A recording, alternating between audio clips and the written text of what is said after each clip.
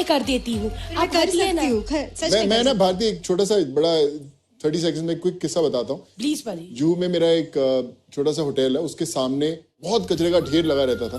जब मैंने होटल खरीदा तो मैंने बोला यार इधर कचरा मत फेंको, तो जो पूरे उस गांव के लोग थे बोले हम तो कचरा यहाँ पे 30 साल से फेंक रहे, हम तो यहीं पे फेंकेंगे ही फेंकेंगे। मैंने उन्हें बोला कि एक काम कीजिए, आप कचरा फेंकते फेंकते थक जाओगे, मैं उठाता उठाता नहीं थकूंगा।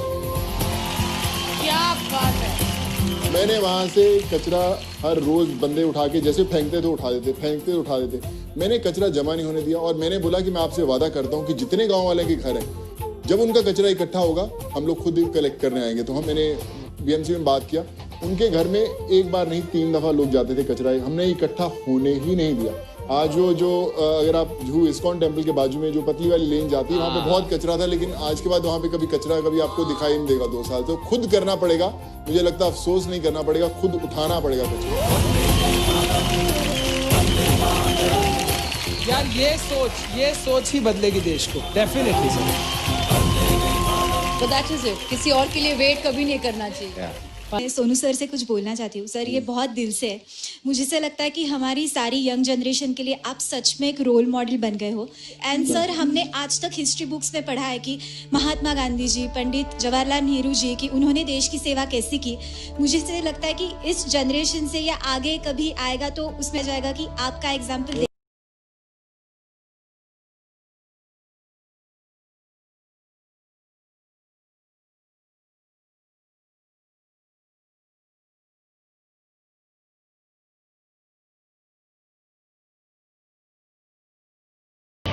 कि आपने एक हेल्प की थी, तो उसके बारे में प्लीज बताइए। जब हम लोग किसान की बात करते हैं तो मुझे लगता है कि देश की बात करते हैं।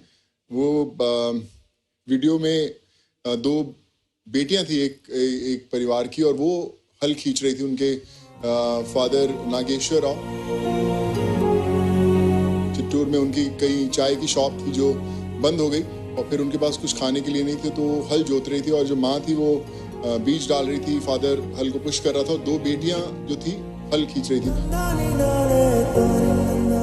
वीडियो मुझे किसी ने टैग करके भेजा और मैंने फोन लगाया वहाँ पर चित्तूर में, और जब फोन लगाया तो मैंने नागेश्वर राव से बात किया, तो उनकी काफ़ी हालत ख़राब थी और कुछ नहीं था उनके पास। उन्होंने बोला कि अगर आप मुझे बैल ले देंगे, अगर आप मुझे 2 बैल ले देंगे तो मैं तिरुपति से जाकर लेकर आऊँगा कल, और मैं अपने जो खेत हैं उनको वापस से हरा भरा कर सकता हूँ वापस। तो मैंने बोला कि आप टेंशन मत लें नागेश्वर राव जी, कल आपके खेतों में एक नया ट्रैक्टर खड़ा होगा। और मुझे याद है कि मैंने बोल दिया 9:30-10 बजे, और जब मैंने अगले दिन रियलाइज़ किया, उस दिन संडे था, लॉकडाउन था, आंध्रा में भी पूरा लॉकडाउन था। मेरे बड़े अच्छे एक दोस्त हैं करण चंडीगढ़ से, मैंने उनको बोला कि यार करण, मैंने वादा किया कि हमें ट्रैक्टर भेजना है, कहीं से भी पंजाब से उठा के कहीं से भी लेकर आए, ट्रैक्टर एक उनके खेतों में पड़ा होना चाहिए। हमने आंध्रा के अंदर वो ट्रैक्टर 4:30-5 बजे एक नया ट्रैक्टर के घर पे पहुंचा दिया। बड़ा खुश हो गया।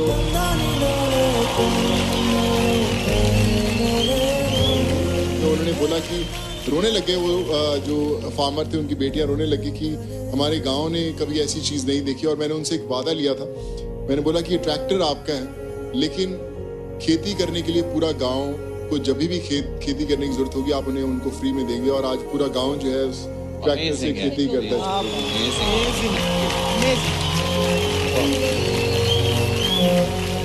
Oh man.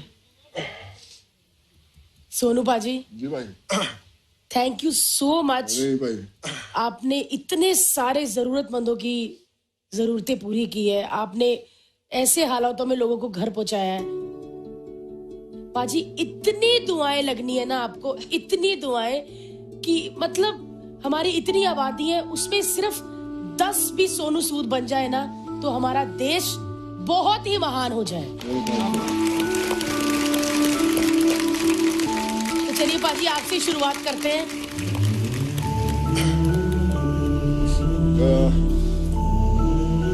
मैंने ना देखा है जो आपने किया ना, मैंने देखा है रियल में।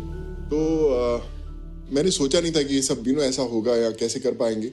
पर आई रिमेम्बर कि जब मैं जाता था तो ऐसे ही प्रेग्नेंट लेडीज थी जो खड़ी होती थी, और उनकी आंखों में एक ही था कि आप मेरे को घर भेज दोगे क्या, पक्का मैं चले जाऊंगी।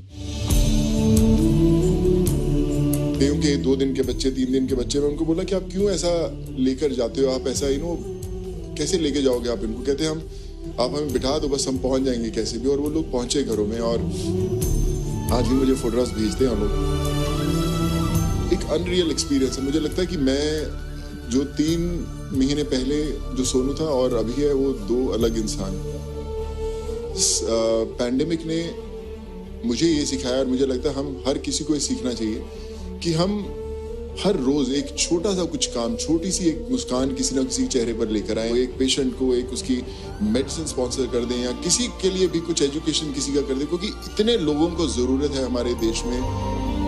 कुछ ना कुछ करना बहुत जरूरी है, तो ही जो हमारा देश है वो नॉर्मल हो सकता है। बट जो आपने आज परफॉर्मेंस की, मेरे पास शब्द नहीं है। Thank you so much. और मुझे लगा कि मैं शायद वापस उसी दौर में चल गया, और मैं नहीं चाहता कि अभी वो दौर वापस आए हमारे देश में, कभी आए, कभी नहीं आना चाहिए हो।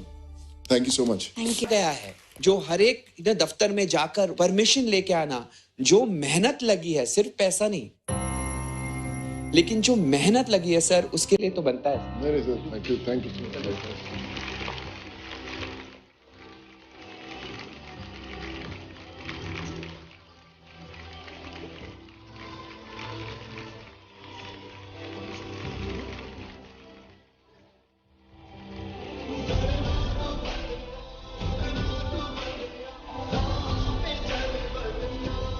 मैं ना ट्रेन भाई आपको एक छोटा सा बात बताता हूँ।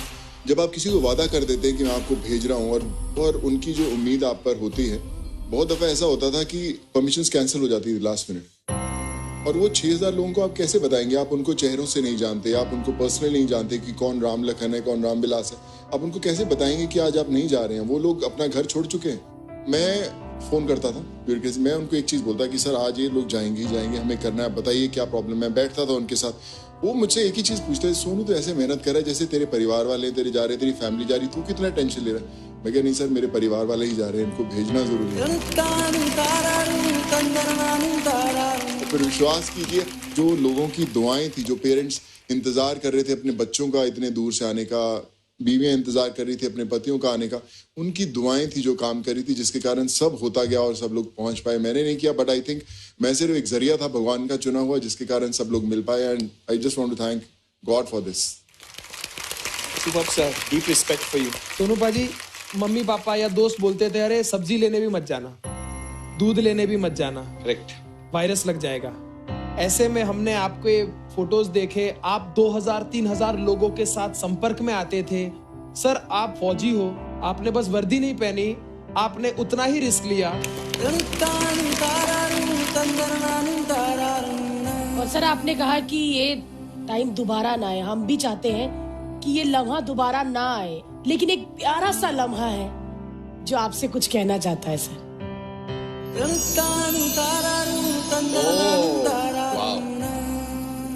ये है वो जो आज हम यहाँ पर देख रहे थे। ये एक सत्य घटना है, सच में ऐसा हुआ था। नमस्कार। नमस्ते सर, कैसे हैं आप? हम तो ठीक है सर, सोनू सर का आशीर्वाद से हम लोग घर पहुंच गए। अभी देखिए, अभी साथ में बैठे हैं, छोटा सोनू भी हुआ है। हम लोग भगत सिंह नगर में फंसे हुए थे और इतना मुश्किल में थे, इसका तो कोई पूछने वाला नहीं था सर। नहीं कोई दवा का ठिकाना, नहीं कुछ नहीं। तो सोनू सर को हम बताए सर ऐसा सा प्रॉब्लम है, तो सर ने बोले कोई बात नहीं बेटा, तुम लोग को हौसला रखो, हम लोग करते हैं कुछ जुगाड़ आपके लिए। तीसरे दिन उन्होंने स्पेशली गाड़ी हम लोग के लिए भेजाया और हम पर्सनली लेके गए स्टेशन तक। फिर एक ट्रॉली मंगाया, वाइफ चल नहीं पा रही थी। ट्रेन में भी कोई चीज का दिक्कत नहीं होने दिया सर। ऐसा नहीं जो एक बार बिठा दिया और चले जाओ गाँव भैया।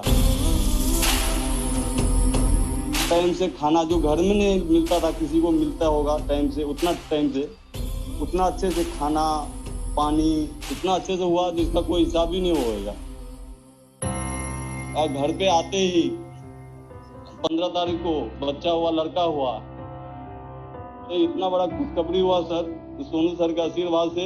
ये क्या बताएं सर, इतना बड़ा खुशखबरी तो समझ में नहीं आ रहा सर। सोनू सर का भी क्या, कैसे हम शुक्रिया अदा करें, हमको तो बोलने से नहीं ये हो रहा है।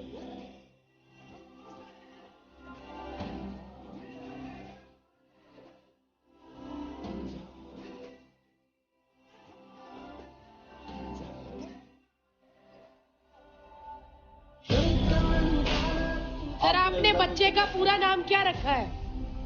सोनू चौधरी लगा हूँ मैम। हम लोग तो सरनाम थोड़ा अलग हो जाएगा, नहीं तो हम लोग सरनाम ही चेंज करा लेंगे। और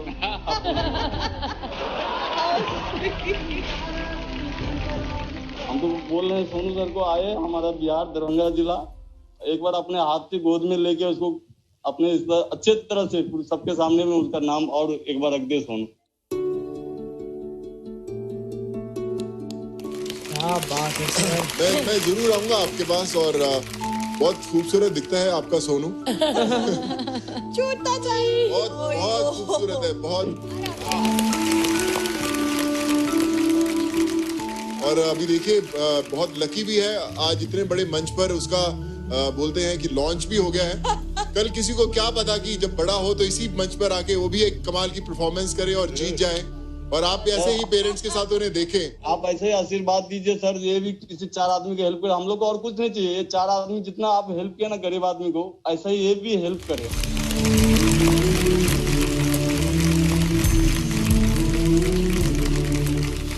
चलिए शुक्रिया, thank you so much. Thank you so much sir. धन्यवाद सर। धन्यवाद। एक बहन के लिए उसका भाई हमेशा ही नंबर 1 है, और आज के समय में मेरा भाई पूरी दुनिया के लिए नंबर 1 है। भगवान कैसे होते हैं, अगर आपको लाइव देखना है तो सोनू सूद को देखिए। दोस्तों सिंपल फाइल फोल्डर है, तो आई जस्ट थॉट कि इसको मास्क कैसे बनाया जाए। So just sharing with you can remove these papers. और जो नॉर्मल फाइल है इसको आप एक सिंगल शीट में कन्वर्ट कर लीजिए इस तरह से। इनफैक्ट एक फाइल से आपके 2 मास्क बन सकते हैं। So we have 2 clear sheets. I wish कि ये वाइट होती तो और ज्यादा क्लियर होता, पर अभी इस समय मेरे पास यही अवेलेबल है, तो इसके साथ मैं बना रहा हूं। So we have this punching machine, जहां पे हमने इसको पंच किया दोनों तरफ। पंच करने के बाद हमारे ग्लासेस हैं, हमने इन ग्लासेस को इसके अंदर डाला, और फिर दूसरी तरफ से भी इसको इसके अंदर डाला, और उसके बाद आप इनको यूज कर सकते हैं एक मास्क की तरह। इसमें आप इसको पीछे पुश करके, and you are ready to go, all set.